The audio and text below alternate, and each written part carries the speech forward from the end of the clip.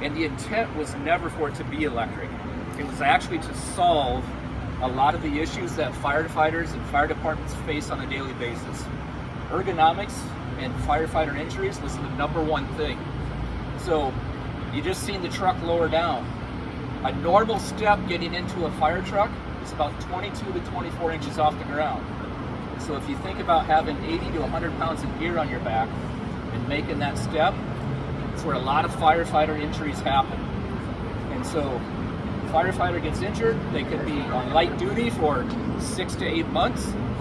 Sometimes the cost of the surgery, and oh, by the way, now we got to pay somebody overtime to fill that seat. So that can add up to anywhere from $100,000 all the way to $500,000 to $600,000. And that's what started driving the design of this. So you'll notice that step back there is now it's really low off the ground and you can get in. The challenge was when they tried doing that step or that staircase, it was the diesel engine, the transmission, and the DPF, the DEF filters, all that type of stuff that kept getting in the way. And so we were about 18 months into it, and one of the engineers said, let's look at electric driveline. And all of a sudden, everybody laughed at him. Again, this is in 2012. But everybody laughed at the guy, and they started proving it out, and all of a sudden, they started checking all the boxes of everything they were trying to solve. So yes, it's electric, but it's much, much more. And so ergonomics and firefighter health and safety is by far what drove the design of this. By the way, this is what the truck would sound like on scene. I mean, I got some coolers going up here, that type of stuff, but I don't have the loud diesel. If I was standing on the front bumper of a diesel engine, there's no way you guys could hear me. So if you think about on a fire scene, when we're trying to communicate, maybe we're trying to cut somebody out of a car, anytime our voice is raised, the adrenaline goes up, the patient's adrenaline goes up.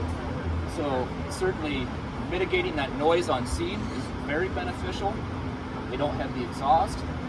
In many cities, a lot of the medical calls are on the sidewalks with the homeless and that type of stuff. Typically, the fire truck would have to park 50 feet away. The crew would separate. With this, we can pull right up on the patient. I got all my scene lights. I got my equipment. My crew stays together. So there's a lot of benefits. And I could go on and on and on, but that is really kind of what drove this. There was a question by you, what does a joystick do?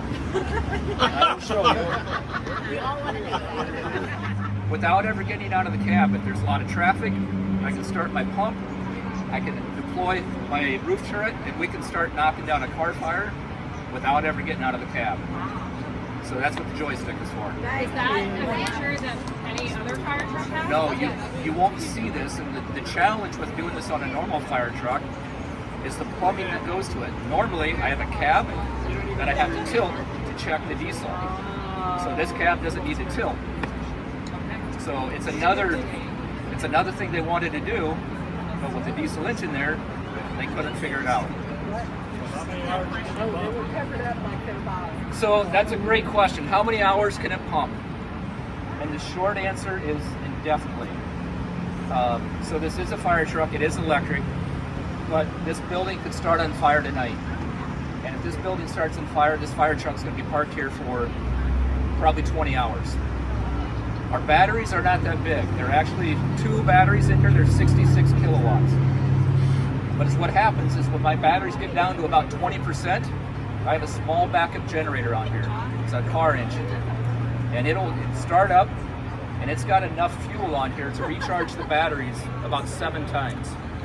So 98% of what this truck does will be on battery power, but for everything else, extended operations, perhaps a tornado comes through, some kind of natural disaster, we can't get back to the fire station to recharge, then we're going to use a little bit of diesel that day.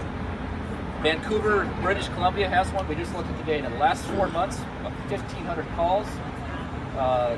They're right at 98% full battery. They've used 22 gallons of diesel in 4 months, which is what they used to use almost on a daily basis. It's a diesel Diesel or internal gas? combustion. It's diesel. It's clean. It can be clean diesel, yes. So tell us about the economics you were telling us before. Yes, the economics. So it is certainly it's brand new. I mean, we've been working on this for a while, but the upfront cost is typically more. So these run anywhere from 1.7 to 1.9 million. So that includes a charger for the station. When we started this, there was a lot of anxiety with fire departments. Like, hey, we're not sure about making this shift. We as a company decided to put a 5-year warranty on it. We put a 5-year service agreement on it. So service and warranty for the first 5 years are included in that price. It depends on what cities are paying for an engine currently. That can be anywhere from 800 to 1.4 million. Vancouver just completed a study, and they pay a little bit more up front for their engines. They run their engines for 15 years, and they anticipate, and this includes incentives that they get, but they anticipate they will save about $300,000 over that 15-year period by going electric. And again, that does not take into consideration if we can prevent one slip or trip or fall. That's enough. I mean, it's hard to quantify that. We can't say we're going to solve it all, but slipping, tripping, and falling, getting out of the cab.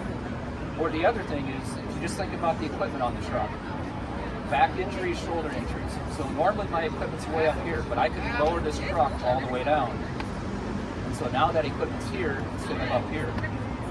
The other thing is, because we have an electric motor on each axle, oh, I lost my name. It's all-wheel drive. Most fire trucks are not all-wheel drive. And because of the adjustable suspension, if I need to go off-road, all I need to do is put the truck off. Everybody hold on.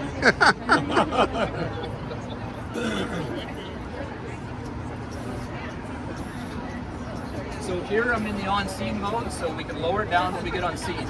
Now we're going into driving mode. Do it one more time. Do it again. And as I said, in the off-road, all I need to do is create more ground clearance. So we're raising it up. We're now into off-road mode.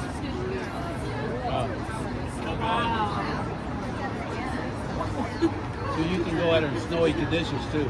Snowy conditions, yes. And then, you know, obviously rains and floods are happening more and more. So my fourth mode is what we call fording mode. And that raises it up to 19 inches of ground clearance. And it allows me to drive through about 32 inches of water. So how far up can the water get on this? I'm gonna look at the tire. Right here. Right there. So what Travel vehicles, you can pick people up. How much shorter is this? This shorter than a regular fire truck? It usually is. It's